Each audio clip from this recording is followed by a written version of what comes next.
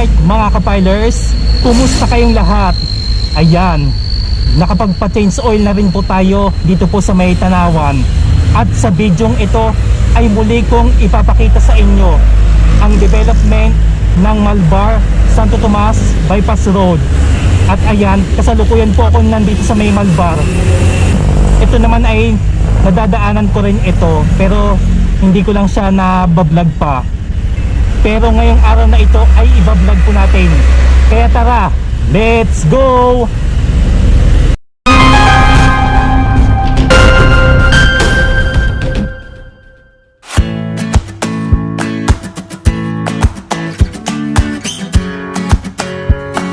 Magandang araw at magandang gabi sa inyong lahat mga kapilers. Buwelo lang po muna tayo dito. Kapag dinire-diretso po yan ay papunta na po yan sa may Lipa City. Muli po natin itong babagtasin kasi huli ko pa pong na-vlog ito noong May 2024 na kung saan ginagawa pa po siya noon. Yan, marami lang pong sasakyan, mahirap pumuwelo. Yan, pwede na siguro ito.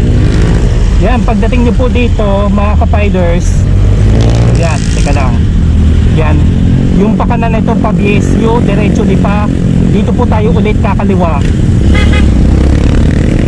Yan, mag-ingat-ingat lamang po sa pagtawid po dito. Yan o, pero dito po yung paradahan mismo ng tricycle. Pagpasok nyo pa lang dito, maluwag na pala. Pero dati dito marami pang mga bahayan dito at marami na pong nakapag-adjust na. Ayan o, sa pagbagtas po natin dito sa may Malbar Santo Tomas Bypass Road, oh, yan o, sobrang luwag na pala mga kapilers. Tig 2-way pala. Yan o, daming dumadaan. Ito pala ay Nala Expressway pala ang development nito. Woo! Sarap. Pero syempre iba yung pag-iingat lamang dito ha. Gawa ng wala pa nga lang itong ilaw o poste ng ilaw. Yan, dire-diretso lamang po tayo mga kapilers. Let's go!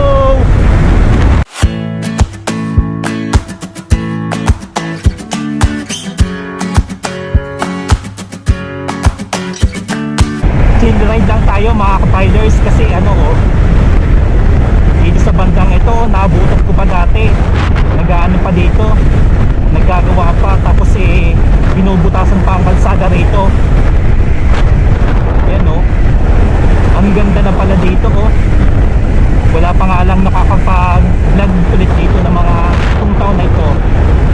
Kaya ito na po ang development niya ngayong February 2026.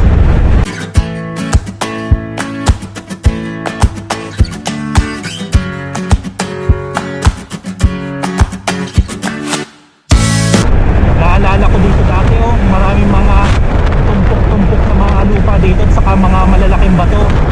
Pero ngayon malinis na siya, napakalinis na niya. At ito madadaanan ulit natin itong tulay ng San Juan. Bale, pagkalagpas po natin dun sa tulay na ito, dyan na po yung boundary ng Santo Tomas. Minsan na natin itong nasaglit tong tulay na ito kasi may paliguan dyan sa may baba, sa ilalim. Yan. Ingat-ingat lamang tayo mga kapilers. Napaka-smooth na pala Yan. Hindi ko alam kung dito na mismo ang papasok na Santo Tomas o parang ito na yata ang pinaka-landmark na. Ayan, nandito na po tayo sa boundary ng Santo Tomas, Batangas.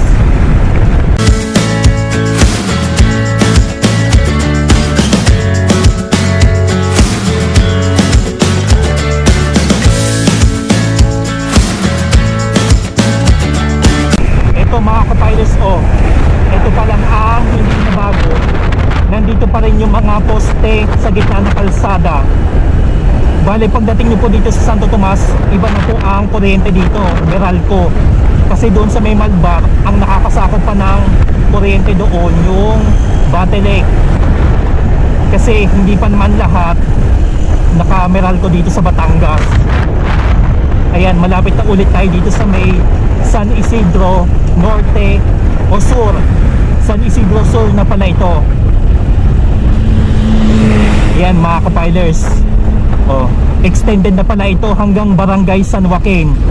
At kung yan, pagdating dito sa may kanan, papunta na po yan ng Lipa Alaminos Road. Itong pakaliwa, ito po yung dinarayong, papunta na po yan sa dinarayong pilgrimage places na St. Padre Pio Shrine. Yan.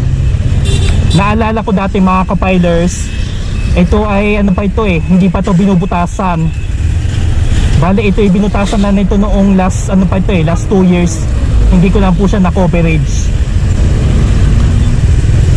Bale, antayin muna natin makadaan ng mga sasakyan. Yan, pwede na siguro. Pagdating dito, dediretsuhin na natin yan. May napanood ako nito na no kay Sir Gals Lacuachero na yung actual na pag-demolish ng bahay dito. Pero may mga natitira pa rin mga poste dito sa may bandang gitna. Yan. Tatahakin natin ang kanyang extension pa Barangay San Joaquin. Yun no, napakaluwag na. Yan. Ano lang tayo. Yan no, sobrang luwag dito no. Wala pa dito mga poste na kuryente. Wala pa poste ng hangin. Kahit mainit, pero medyo malamig pa rin. Pero sa mga susunod na araw magtatag-init na. Kaya ready na tayo ulit sa summer.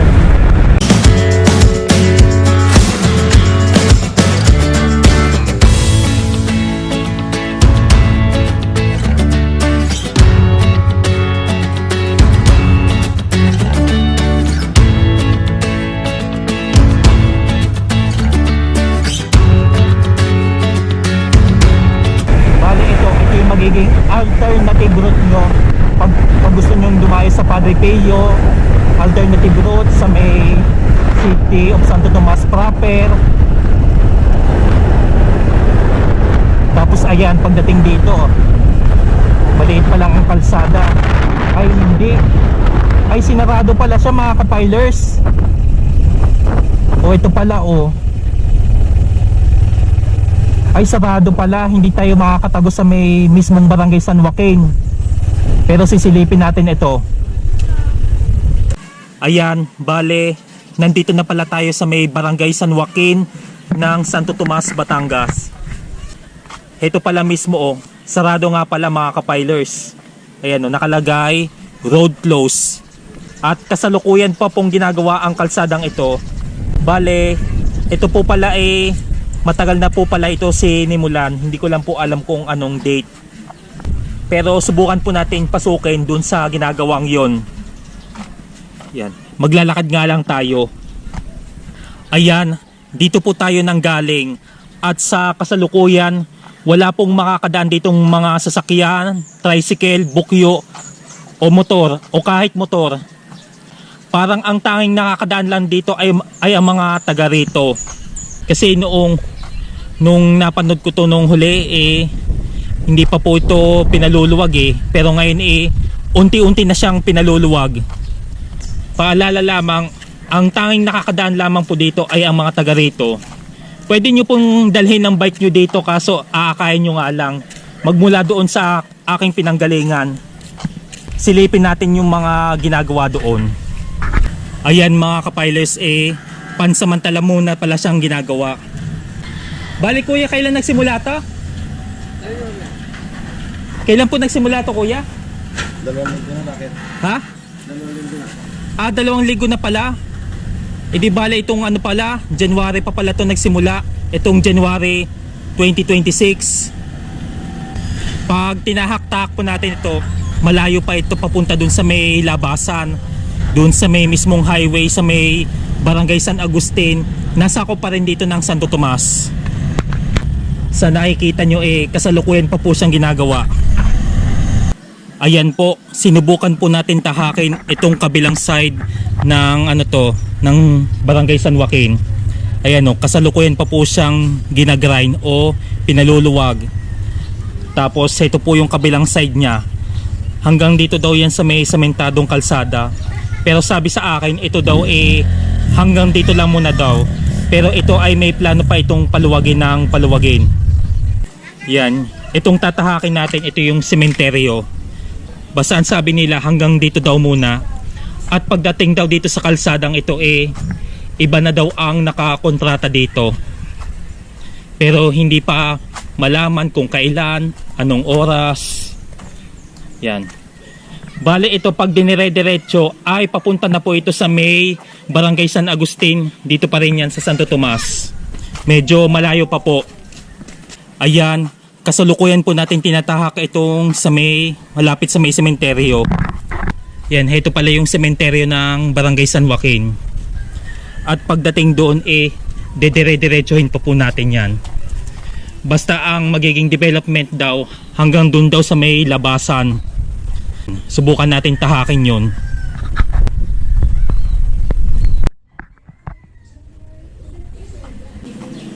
Ayan, nandito na po tayo sa may intersection o sa may bandang labasan. Ayan, itong pakanan, hindi ko lang po alam kung saan papunta. Pero sabi, may alternative route daw dito papuntang Alaminos o Lipa. Yan. Dahil nga hindi tayo makadaan, nilakad na lang natin. Tapos dito yung sa may papuntang Barangay San Agustin hanggang sa makarating na po kayo sa may Maharlika Highway. Itong pakanan na kalsadang yan, ito ganun din pag diniretso. Ipinapakita ko na lamang po sa inyo na hanggang dito po ang extension niya pag sakaling na-develop itong Malbar Santo Tomas Bypass Road. Sabi pala sa akin ni na ate, magmula dito sa ating nilabasan ang sabi nila hanggang papunta na daw dito sa may San Andres, pero ang nakakasakop po nun ay Alaminos. Pero subukan pa rin natin bagtasin na may ginagawa daw doon, kasi sabi nila sa akin may ginagawa na daw doon. Bale, kasalukuyan pa po tayo nandito sa may San Joaquin. Subukan na natin lakarin kasi ito daw marami talagang maapektuhan pa rin dito. Kumbagay, i-extend daw pala ito hanggang Barangay San Andres na sakop ng Alaminos, Laguna. Maglalakad-lakad na lang tayo hanggang sa matignan natin o masiyasat natin na may ginagawa pala doon. Approaching na po pala tayo dito sa may itong malapit sa may culvert. May mga culvert na nilagay pala dito. Ito pala daw pala ang totoong expansion niya. Kasi akala ko noon hanggang Barangay San Joaquin, kasi iyon ay base lamang po yun sa napapanood ko. Pero hanggang dito daw pala ang pinaka-extension niya, o doon sa bandang dulo. Talagang dinedevelop pa talaga ang kalsada rito. May madami pang mga tambak pa siya sa ngayon Basta ito as of February 17, 2026. Ang mga linya ng ng telco nakalaylay. Bale ito pala mga kapilers, kung gaano kalawak ang ating tinahak doon mula sa Malbar, sa may Cambalyaw ng Santo Tomas, San Joaquin ng Santo Tomas. Ganito po talaga ang sukat o magiging lapad nito hanggang doon sa may Barangay San Andres. Pero ang Barangay San Andres ay nakakasakop na po nun ay ang Alaminos, Laguna. Pagdating pa dito ayan maliit pa ulit ang kalsada, rough road pa. Gaya na nga ng sinabi ko, may mga residente na apektado rito o maaapektuhan dito. Ayan, pagdating dito kasalukuyan po siyang pinaluluwag. Ayan po kitang kita ang ebidensya na talagang dinedevelop pa po siya. Tapos subukan naman natin tahakin yung pinakadulong yun kung saan nagaano doon, nagkakamada o yung bako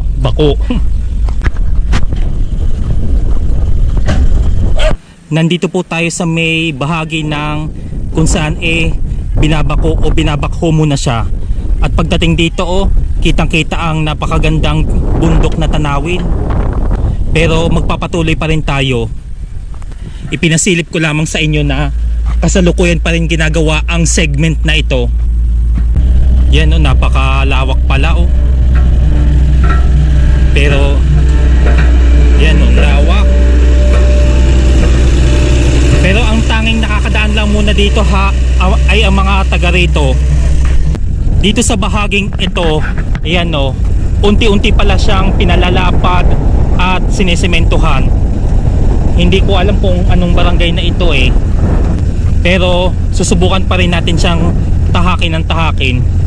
Talagang pala ito, akala ko pala ito, hindi pala ito basta Malbar Santo Tomas Diversion Road ito, kundi ito pala Malbar up to o hanggang sa may Alaminos na. Yan dito sa may gawing kaliwa ko may mga taniman ng pinya. Yun tanaw pa rin ang bundok Makiling. Tapos dito sa may parang tanaw din dito ang Banahaw. Maglalakad pa rin tayo dito mga kapilers. Ganito na po pala ang development niya as of February 2026. Parang pagdating doon sa dulong yun may mga nakatambak na doon ng malaki. Pero subukan pa rin natin itong silipin. Ayan po, magmula po doon sa segment na yon tinahak na po natin hanggang dito banda. Pagdating po dito hanggang dito po muna ang sementadong daan. Kung makikita ninyo maaaring pa ito papasadaan pa ito o bubutasan pa. Kaya ito muna ang itsura ng kanyang kalsada ngayon. Rough road pa nga lang dito sa parting ito. Yun nga lang, pagdating ng tag-ulan ng gabi iba yung pag-iingat lamang sa bahaging ito. Ating silipin kung pinasadahan nga doon. O maaaring hanggang dito na lamang muna. Napakalawak pala ng mga lupain dito mga kapilers. Pero mula po sa aking kinatatayuan hanggang dito na lamang muna ang ikinamada ng mga bakho para paluangin ito. Pero sabi nila mga kapilers, ang expansion daw nito, ay sa may barangay San Andres ng Alaminos, Laguna. Yun ayon sa aking mga napagtanungan. Pero hanggang dito na lamang muna tayo. Bale, babalikan po natin siya kung ano man ang magiging latest development road project na ito. Ayan, maraming salamat po sa pagsama sa aking biyahe. Having safe and happy trip sa ating lahat. And God bless us all.